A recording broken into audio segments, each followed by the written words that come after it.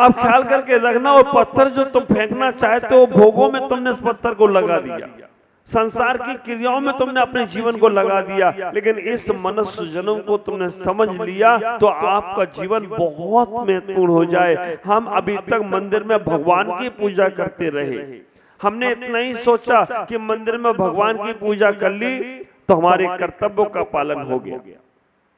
हमने मंदिर में भगवान की पूजा उपासना कर ली तो हमारा जीवन सार्थक हो गया। विचार करके रखना, यहाँ तक की यात्रा आधी यात्रा है, यहाँ से आगे की यात्रा क्या करना है ये समझने का प्रयास करो।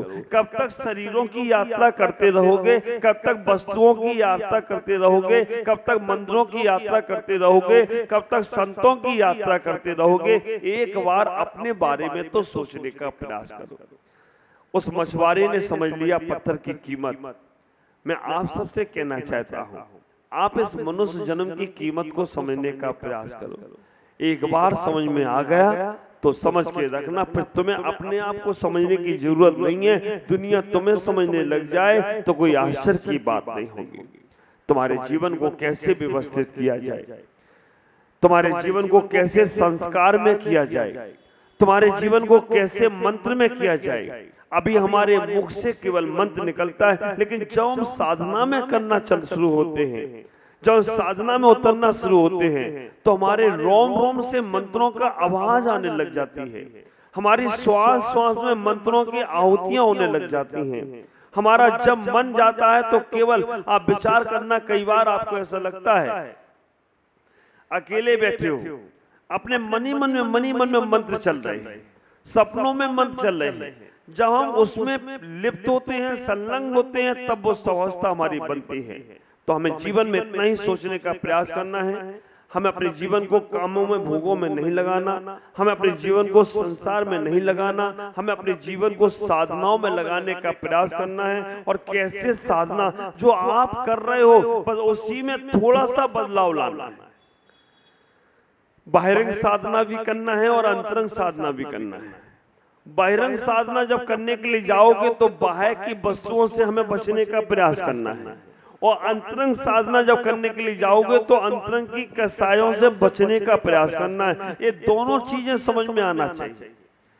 बाह्य वस्तु तुम्हें बाह्य साधना से रोकते हैं, और अंतरंग की कसाय, अंतरंग का राग और द्वेष अंतरंग की साधना से रोकने का प्रयास करता है। बंबई है और बंबई में सब कुछ चलता है। आप विचार करके रखना, यहाँ आदमी उठता तो भूखा है लेकिन सोता भूखा नहीं है। बंबई में कोई भी आदमी आए, कैसा भी आदमी आए, उसका जीवन यापन होता चला जाता है। मैं आपसे इतना ही कहूंगा, आज यहाँ आया हूँ गुलालवाड़ी से चलकर, वास्तव में मैंने बहुत सोचा था कि जीवन को कैसे व्यवस्थित करूं, और चातुर्मास में बाद में आने का भी बहुत भाव था, लेकिन मुझे चातुर्मास के बाद तुरंत पुष्पगिरी की ओर विहार करना है, और गोरेगांव होकर बोरीवली के लिए आना। आप विचार करना, मेरा चातुर्मास के लिए सुरेंद्र जी को मालूम है, ऊपर से भी यही आदेश था कि बोरीवली के लिए अगर समाज तैयार हो तो चातुर्मास बोरीवली को देना। लेकिन मन में एक बात थी, ज्यादा से ज्यादा समय अगर चातुर्मास दे सका तो ठीक है, नहीं तो ज्यादा से ज्यादा समय हमें बोरीवली को देना। आप ख्याल करना, पर्यूषण पर्व के लिए मेरा इतना मन था कि पर्यूषण पर्व हम बोरीवली में करें। हमारे सुरेंद्र जी का भी बहुत मन था, लेकिन जिस समाज ने चातुर्मास कराया वो समाज ने कहा नहीं, ऐसे कैसे होगा। आप ख्याल करके रखना, मगनी मेरे साथ, एंगेजमेंट मेरे साथ, और शादी कोई और करके ले जाए, ऐसा नहीं होगा। लेकिन कोई बात नहीं, सब कुछ किया, लेकिन फिर भी आपको लाभ देने के लिए आया हूं। और मैं आपसे इतना ही कहना चाहता हूं, जो 3 दिन का समय आपको भी यहाँ मैं देना चाहता हूं, ये 3 दिन के समय में बहुत सारी चीजें समझना है। 9 दिनों की साधनाएं अपने घरों में कैसे कर सको, कौन सी मंत्र जाप से आपको अपने जीवन की साधना करना है, ख्याल करके रखना। ये 9 सबसे ज्यादा महत्वपूर्ण नवरात्रि होती है, और इन 9 दिनों की साधना में हमें अपने जीवन को कैसे समझने का प्रयास करना है, कैसे अपने जीवन में उस पुण्य को अर्जन करना है, उस पुण्य को अर्जन जैसे जैसे करते चले जाएंगे, वैसे वैसे तुम्हारा जीवन बहुत आनंदित होता जाएगा, बहुत हम उत्कृष्टता को प्राप्त होंगे। पुण्य हमारे पास है तो हमें हर कार्य करने में आसानी होगी। और जब हमारे पास से पुण्य समाप्त होने लगते हैं, कार्य तो हम बहुत करते हैं लेकिन सफलता नहीं मिलती। पुण्य के साथ साथ हमें कार्य की सफलता भी मिलती है। पुण्य जैसे जैसे हमारे बढ़ते हैं, वैसे वैसे हमारे जीवन की सफलताएं हमारे कदम चूमने लग जाएं तो कोई आश्चर्य की बात नहीं होगी। तुम्हारा जीवन बहुत आनंदित बने, तुम्हारे जीवन में बहुत, मुझे तो कई बार ये आश्चर्य लगता है, सुनिए, कि मैं आप लोगों के लिए इतना सोचता हूं, आप लोग कभी हम साधु संतों के बारे में कभी सोचते हो ऐसा कि महाराज की साधना बहुत अच्छी बढ़े, महाराज बहुत उत्कृष्टता को प्राप्त हो? सोचते हो कभी? हम साधु संतों ने केवल तुम लोगों का ठेका ले रखा है कि तुम आगे बढ़ो, तुम्हारी बहुत कल्याण हो। आप विचार करके देखना, ये जो हम लोग भावना करते हैं केवल आप लोगों के लिए, क्यों करते हैं? इसका कारण इतना ही है कि हमारा जैन धर्म जो मोक्ष मार्ग है केवल हमसे चलने वाला नहीं है। मोक्ष मार्ग को चलाना है तो मोक्ष मार्ग के रथ के पहिए दो हैं। आप विचार करके रखना, मोक्ष मार्ग के रथ के पहिए दो हैं, एक श्रवण का पहिया है और एक श्रावक का पहिया है। अगर दोनों मजबूत रहेंगे तो ये मोक्ष मार्ग पंचम काल तक, क्या अंतिम समय तक, अनंत काल तक चलता रहे तो कोई आश्चर्य की बात नहीं होगी। इतना ही, दोनों को मजबूत चाहिए। अब एक ट्रैक्टर में एक ट्रैक्टर का पहिया लगा हो और एक साइकिल का पहिया लगा हो, चलेगी गाड़ी? नहीं चलने वाली है। ट्रैक्टर के में दोनों ट्रैक्टर के पहिए चाहिए। उसी प्रकार से इस मोक्ष मार्ग के रथ में, मोक्ष मार्ग के रथ में एक पहिया अगर श्रावक का मजबूत हो, श्रवण का कमजोर हो तो भी मोक्ष मार्ग नहीं चलेगा। और अगर मुनिराज का मजबूत हो, श्रावक का कमजोर हो तो भी नहीं चलेगा। पद्मनंदी पंचवस्ती काय में पद्मनंदी आचार्य से पूछा कि भगवान सच्चा मोक्ष मार्गी कौन है? जब पूछा गया सच्चा मोक्ष मार्गी कौन है तो उन्होंने कहा कि श्रावक सच्चा मोक्ष मार्गी है। उन्हें आश्चर्य हुआ, मुनिराज इतनी साधना करते हैं और श्रावक को आप सच्चा मोक्ष मार्गी बोल रहे हो? तब उन्होंने कहा कि मुनिराज बिना आहार पानी के कितने दिन साधना करेंगे? आज वो सेनन नहीं है कि वर्षों महीनों वर्षों की और साधना। आप विचार करके देखना, श्रावक उन्हें आहार कराता रहेगा तो मुनिराज का पथ आगे तक चलता रहेगा।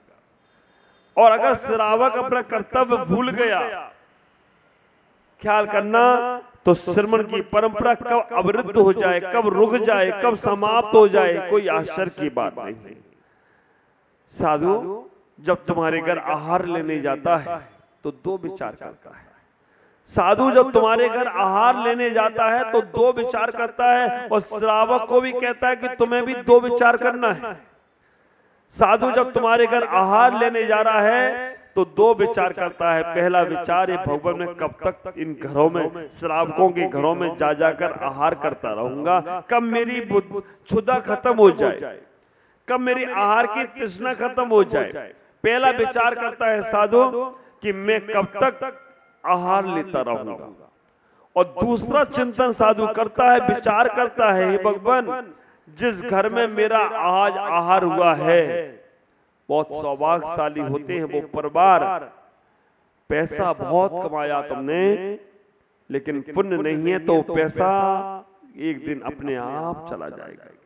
ख्याल करना, बड़े सौभाग्यशाली होते वो परिवार जिनके घरों में साधुओं के आहार हो जाते हैं। चरण पढ़ना बात अलग है, चरण तो साधु शमशान में भी डाल के आता है।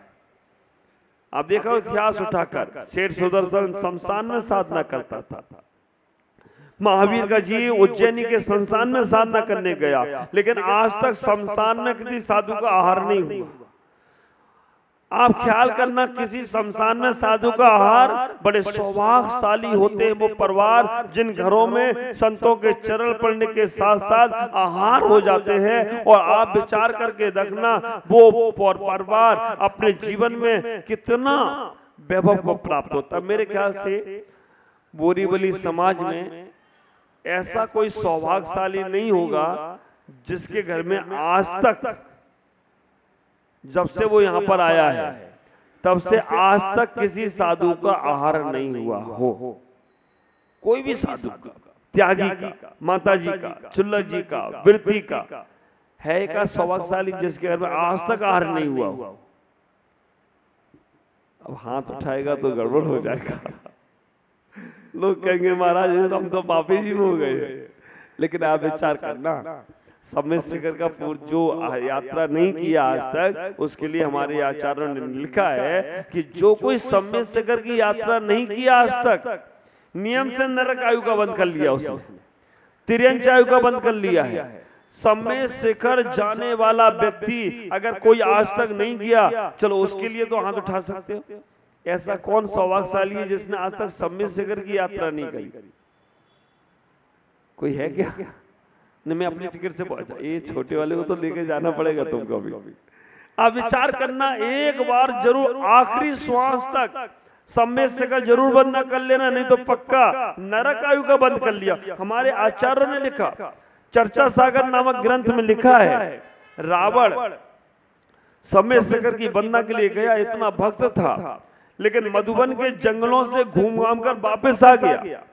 राजा सैनिक जो भगवान महावीर स्वामी के समोशरण में चला गया, समोशरण में प्रथम श्रोता बन गया। राजा सैनिक जो भगवान महावीर का बिल्कुल, जैसे बोलते हैं ना अपन, एक क्यों कहते हैं ना, पियानो है और पर्सनल व्यक्ति है और है ना VIP। आप विचार करना, महावीर भगवान के समोशरण में जाने वाला राजा सैनिक भी सम्यक शिखर की वंदना नहीं कर पाया। जब गया सम्यक शिखर की वंदना के लिए गया, और कहीं भगवान महावीर कहीं दूर से मोक्ष नहीं गए थे, पावापुरी के उद्यान से मोक्ष गए, और उद्यान के पास में ही सम्यक शिखर लगता है। उसने सोचा चलो मैं हो आऊं, लेकिन नहीं जा पाया। क्यों नहीं जा पाया? क्योंकि नरक आयु का बंद कर लिया था। जिसने नरक आयु का बंद कर लिया वो सम्यक शिखर की वंदना नहीं कर सकता, वो भी मधुबन के जंगलों में। और कई बार आप लोगों के साथ होता है, कई लोगों ने मुझे आके बताया, महाराज मैं 10 साल से जाता हूँ, नीचे के वंदना करके आ जाता हूँ, पहाड़ पे जाता हूँ तो पैर दुखने लगते हैं, कभी हमें दिखना बंद हो जाता है, कभी घर से अर्जेंट फोन आ जाता है, कभी कोई प्रॉब्लम, नहीं कर पाया। समझ के रखना, वो जीव नरक और तिर्यंच आयु का बंद कर रखा है। तो एक बार जन्म में अपने जीवन में जरूर सम्यक शिखर की वंदना करना। विचार कर कर रखना, जिन घरों में आज तक साधुओं के आहार नहीं हुए, आप अपनी व्यवस्था नहीं बना पा रहे, कोई बात नहीं, किसी भी साधु को एक बार अपने घर में जरूर आहार कराओ। और मैं तो ये कहूंगा कि तुम्हारे नगर में जब संत आ जाएं, हमें मालूम है तुम्हारी व्यस्तताएं बहुत है, तुम्हारी समय की बहुत तुम्हारे पास कमी है, लेकिन मैं कहूंगा अगर मौका मिले तो कभी चौंकना नहीं। कमेटी को, समाज को बोल के रखो कि कभी भी कोई साधु संत आए तो मेरा घर सांसारिक लोगों के लिए तो बहुत बार मैंने खोला है, सांसारिक लोग मेरे घरों में, परिवार के लोग बहुत बार आए हैं, कभी एक साधु का कई मेरे घर पे आहार हो जाए तो मैं उस दिन अपने आप को बहुत सौभाग्यशाली समझूंगा, बहुत पुण्यशाली समझूंगा, मैं बहुत अपने जीवन को सार्थक समझूंगा। कभी हो जाए, ज्यादा दूर है तो जाएगा नहीं साधु, ज्यादा ऊंचे बैठे हो तुम, जो बड़ी बड़ी उल्टियों पे ऊंचे ऊंचे बैठे, मुझे को लगता है ये सोचते कि यहाँ से मोक्ष पास में पड़ेगा तो इसलिए ऊपर ही जाके बैठे, तो वहां साधु नहीं जाएगा, तुम ही जाओ खेल। लेकिन फिर भी भावना रखने से आपने रखी कि भाई मेरा घर बहुत ऊंचा पे है, लेकिन फिर भी कोई महाराज तैयार हो जाए तो हमें वो मौका विचार करना, ये पुण्य अर्जन जरूर करना अपने जीवन में। श्रावकों के लिए मैं कुछ ऐसे विचार रखता हूं हमेशा, 10 उपवास की साधना अपने जीवन में एक बार जरूर करो। 10 उपवास की साधना अगर आपने एक बार अपने जीवन में करने का प्रयास किया तो आपका जो मरण है वो मरण कुमरण नहीं होगा, समाधि मरण होगा।